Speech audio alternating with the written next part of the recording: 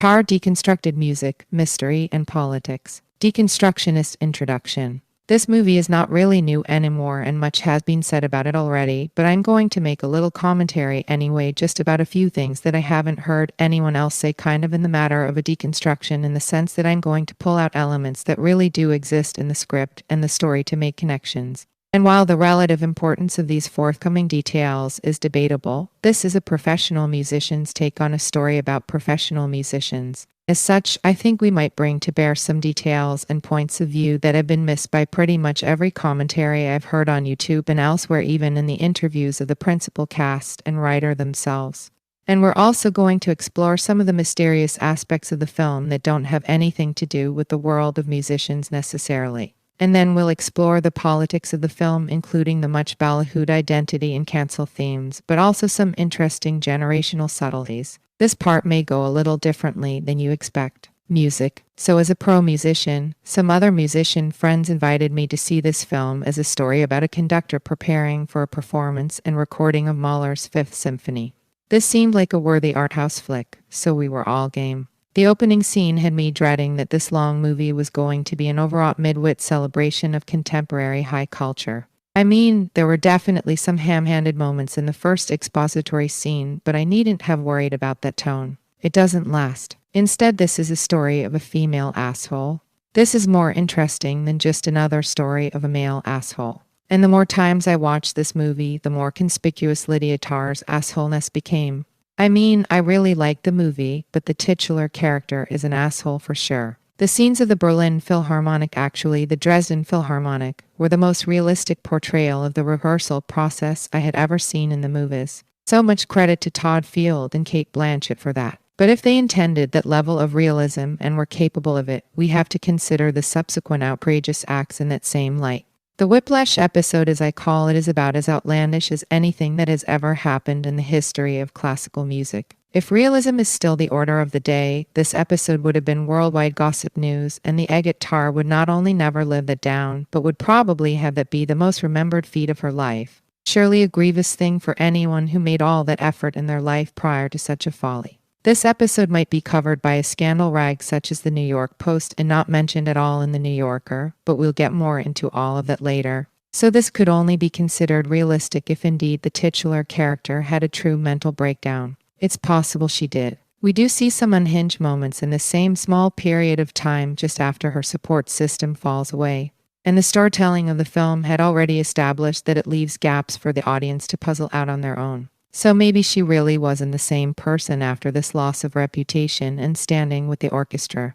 Another musical aspect of the film, in spite of the amazingly realistic portrayal of Tar as a conductor and the rehearsal process, her life as composer is different. When composing, she is shown picking out single notes and drafting essentially a series of monophonic whole notes, being distracted by simple things like doorbells and then imitating the two notes of the doorbell. This is unrealistically simple. Real composers don't work that way, but maybe it's not unrealistic or a writing flaw. Maybe Lydia Tar was in fact not a great composer. We see many instances of Lydia putting much more emphasis on her image and position in the game than the artistic substance of things. Clearly she had done substantial work on the conducting side to have gotten through all or almost all of the Mahler symphonies. But conducting and composing are two different things, two different specialties. And as she said, we live in an age of specialists. So if Tar was primarily a great conductor who instead longed to be a great composer like Mahler, for example, and ultimately failed, she would not be the first. Her self-proclaimed mentor Leonard Bernstein himself was a famous example of exactly that. West Side Story and Candide notwithstanding, Bernstein was full of self-pity at the end of his life that being the famous conductor kept him from having time to be the kind of composer he would have liked to be. It is also entirely possible that her accolades and awards on the composing side were a function of unseen assistants doing most of the work. This is more common than people realize and worth considering, as it is consistent with her character, which seeks out every way to maximize her image and success regardless of authenticity. Consider that the only real full performance shown in the film is the opening interview. Intercut with it is the cast of unseen lackeys working to satisfy Tar's personal image and ambition. So with all of the nonsense about separating the art from the artist being said about this film all over the interwebs, what may be a more important question is separating the substance from the narcissism. Separating the art from the artist is all that narcissism of small differences, as Tar rightly called it when speaking to the millennial robots whose souls are designed by social media. As if the fact that Bach had many children in the 18th century is somehow controversial and merits negating the quantity, quality, and influence of his work. So the famous scene at Juilliard for me is not so much about Max the Pangender Bach and his identity being disrespected by Tar as much as it is a debate on musical aesthetics. It seems no one noticed what should have been very conspicuous, and what I think was a very significant aspect of that scene, and that would be that the music Max was leading was absolute crap. Most of what Tar said in that scene was absolutely right. The instructions for the performers of that piece did sound like a recipe, but the fact that she was impatient with the lack of aesthetic merit in this so current bit of woke academic music does not make her a conservative. Instead, this tableau reveals another generational schism between the Gen X cosmopolitan liberal elite establishment and the activist woke Gen Zs. When Lydia calls them fringe and robots, she's punching left in a sense, but it is from the point of view of the liberal mainstream of her generation. Mystery. Perhaps the biggest plot line in the film is that Lydia Tar gets caught in the Krista Taylor scandal and is deservedly shunned by her intimates and apparently loses her mind. Lydia Tar had no remorse for essentially driving a younger version of herself to suicide just because Lydia didn't get her way in terms of some murky sexual dominant scenario.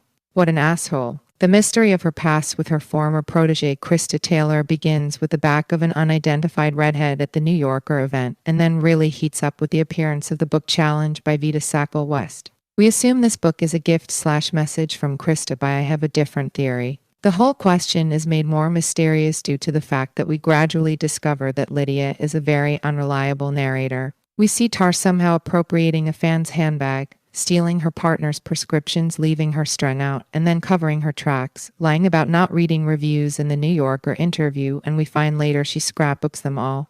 Her dishonesty feeds into the many mysteries in the film. She claims Krista Taylor vandalized her Wikipedia page, but earlier we see someone, presumably Lydia herself, quite narcissistically updating her own Wikipedia page to include the praise of her recent New Yorker interview. Perhaps the former mentions of Krista on Tar's Wikipedia page were also written by Lydia herself in an earlier, better time when Lydia had hopes of Krista turning out to be indeed a muse and useful beta kitten for Lydia.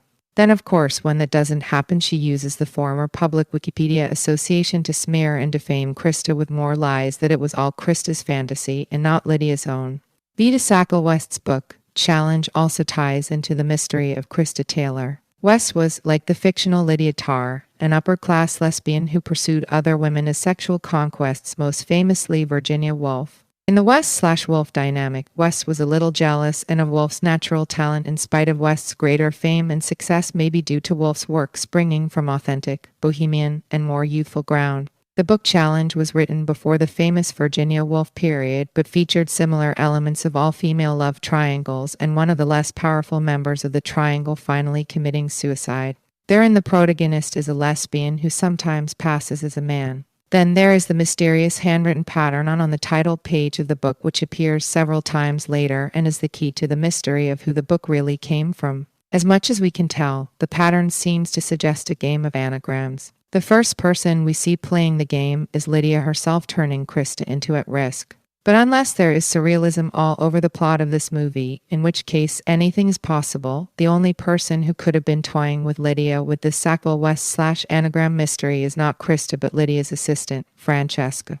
It was Francesca who handed the book to Lydia at the Carlisle, and it was Francesca who had the key to Lydia's residences in Berlin to leave the anagram pattern in the metronome, in the child's Play-Doh, and in Francesca's abandoned Berlin apartment, where we see Francesca had also played the anagram game with Lydia's book, Tar on Tar, making the anagram, rat on rat. And it could only have been Francesca, with her access to Lydia's home, who handed the Mahler 5 score to Kaplan. So then it seems most likely that the texts on the plane we see in the beginning are from Francesca to Krista. They both had been to some and varying degree in love with Lydia, and both were becoming disillusioned with her, and for good reason, as we discover as the film goes on. So ultimately it would seem Francesca ended up disgusted with Lydia having such an intimate perspective on Lydia's selfishness and power tripping. This trio is showed briefly in Lydia's dream/nightmare, catalyzed primarily by the assistant. The balance of power tipped against the female asshole, and she lost it all. Politics. Given all the hullabaloo about identity politics in this film, I think one of the messages here is that when a female asshole climbs up the hierarchy formerly possessed exclusively by men, is it that surprising she is just as exploitative, dishonest, and Machiavellian as the men before her.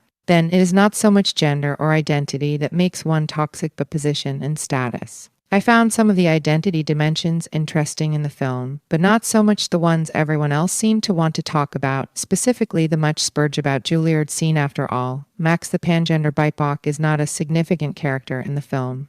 Krista Taylor is. As for identity in Tar herself, it's almost as if Lydia seeks to be an alpha, and as such identifies with male alphas more than other women. She is an alpha in her domestic relationship, calls herself a father, and is alpha over her female assistant. And Lydia Tarr, as a self-described U-Haul lesbian, is almost a man, perhaps like Sackville West's character in Challenge. She wears men's shoes and has her shirt tailored to minimize her breasts, insinuates herself with Leonard Bernstein, a gay man from a previous generation, and she is an apologist for Mahler's dominance over his wife. Ultimately, her undoing is exploiting her power against a younger, less powerful woman. In that way, she's like a female Harvey Weinstein. So the right-wing take that this movie represents Hollywood criticizing cancel culture just because of the Max scene is too simple.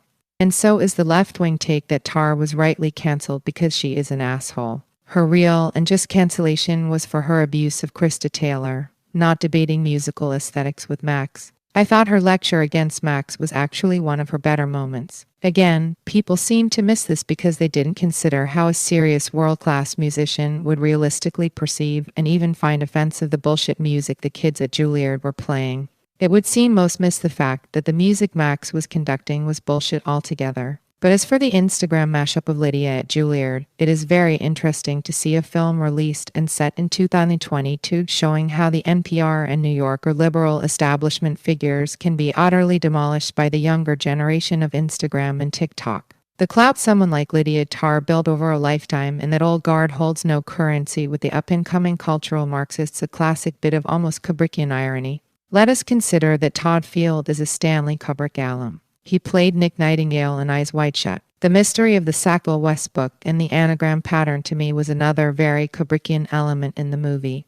There is an interesting detail that I would also consider Kubrickian in the scene of Lydia in her hotel room at the Carlyle in New York. She is listening to National Public Radio and imitating the affect of the NPR announcers. There is an earlier moment in the film when she herself is being interviewed on NPR, and she clearly has the famous NPR effect as distinct from her real speaking voice we had come to know.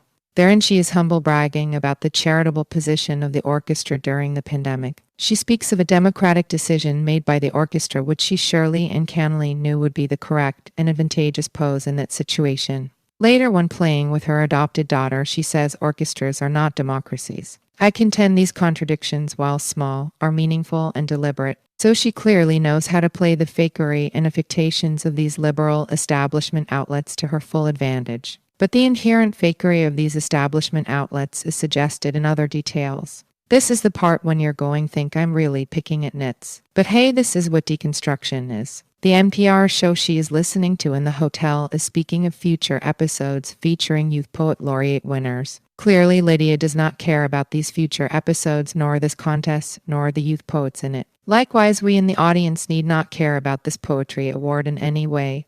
We don't know the poems, who decided which ought to win, or who the winning poets are. Further, if Lydia Tarr is a celebrated figure in this world of the mainstream quasi-intellectual liberal establishment is actually a mendacious and inauthentic predator, could not these young poet laureates likewise be mere phonies in training? This is what NPR is full of all day, as is New Yorker magazine as well for that matter. It is a pretentious cultural bubble that churns to perpetuate itself for an audience that mindlessly consumes, or doesn't consume, the conveyor belt of distractions that this particular segment of society chooses to make part of their time and identity. Of course, the individuals who get their personal moment of attention from this particular dross machine would usually consider it quite a big deal. Like the youth poets would and Tar herself does when getting a sit-down with the New Yorker, for example.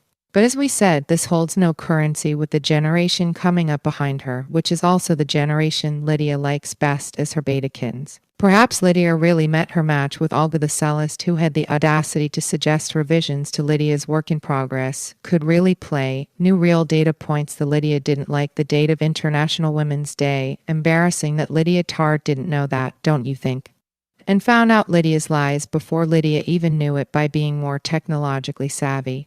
And when Lydia Tarr falls apart after being exposed for destroying a younger woman just like herself, and also for having a career-ending tantrum, it is people like Olga and the younger generation who will remember these facts forever and put them in their proper and significant perspective, as they rightly should. And what will NPR and Adam Gopnik do? Will they cover these events and retract their former praise? Of course not. They will just memory hole Lydia Tarr and move on to the next bit of dross for the Manhattan and Marin set. Now some, maybe even the real Adam Gopnik himself, would say, it's not dross at all. To that I would say, consider the fictional case of Lydia Tarr. She was a Machiavellian fraud and phony asshole, and yet she made it to the pinnacle of their game in an apparently frictionless ascent. So one theme and message for me in this film is how the cosmopolitan elite, even if in the arts, and even if they may be celebrated by the liberal establishment of things like the New Yorker magazine or NPR, and even if one such elite is a woman and a lesbian, can still be basically shallow, vain, and phony assholes. And tied to this is the observation that next generation with their TikTok and Instagram can and will undermine all these pretensions anytime they want to. And so Tarr's fake golden moment will ultimately be put in its proper perspective when the ephemeral culture industry dross fades away and leaves her moral failings utterly intact and indisputable forever, which is as it should be. What did she remember about Arthur Schopenhauer? That he pushed a woman down a flight of stairs. And what will the world remember about Lydia Tarr? That she punched a man off the podium. Epilogue. In the opening scene, Tarr makes much of the question of time in her role and power as a conductor. Indeed, when it comes to the music of Mahler, time is fluid and open to the interpretation and command from the conductor. But as we have seen, time also can separate not just the art from the artist, but also the substance from the narcissism. The New Yorker/Wikipedia legend of Lydia Tarr is ultimately ephemeral and corrupted by the vanity and incommerce of the present moment. Time itself ultimately separates the fake from the real. This is not good news for Lydia Tarr, who preens, lies, abuses, and assaults. Finally, in the denouement, Tarr's new job has her not controlling time, but time controlling her. In those headphones she is handed and puts on is the machine time, which she must follow in this new music of the 21st century. Comeuppance, my friends, comeuppance.